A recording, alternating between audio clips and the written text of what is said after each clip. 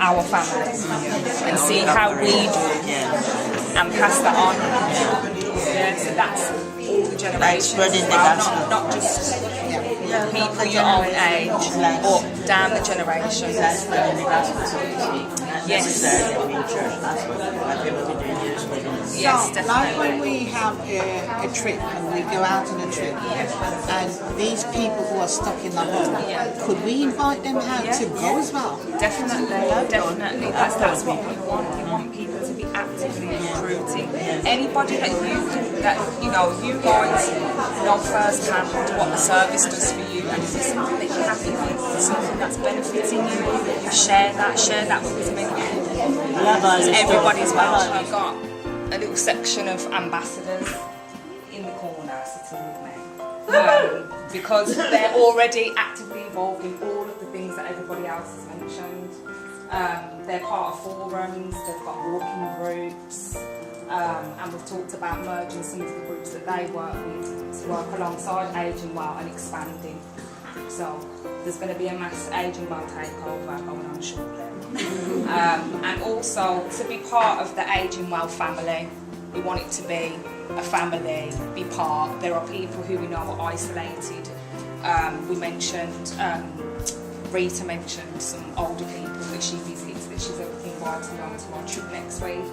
And it's those are the people that we want to reach as well. So not forgetting those people who can't come to venues like this or events like this today to find out what's going on. So we want to take the messages from today out into the community, to the more vulnerable older people, and get them involved as well.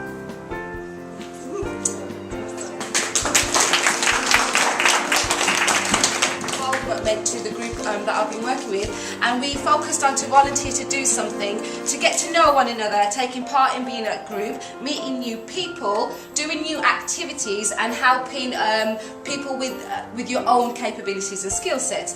Now we drew out of that what you got from that was, you're able to socialise, it helps your health. For instance, attending dancercise classes on Mondays, Tai Chi on Thursdays, it helps your well-being, your fitness. Beryl over there focused on the relaxation part of it. It's relaxing for you to do that.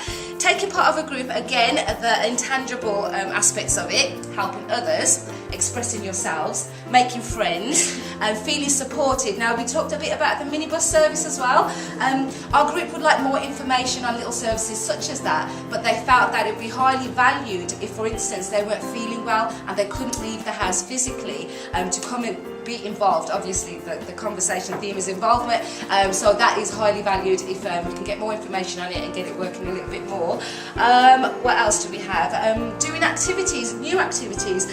We had Sharon on our table who said that she started swimming lessons recently, so joining and doing new activities, stepping over that threshold, trying something new, kind of helps you, give you a sense of pride and a well done that you can pat yourself on the back with, and helping other people, again, you get pleasure and satisfaction from that. And I think that's first talked about was about getting some more information about the activities that we do out there. So sort of having some leaflets or a little programme of activities for on a daily basis.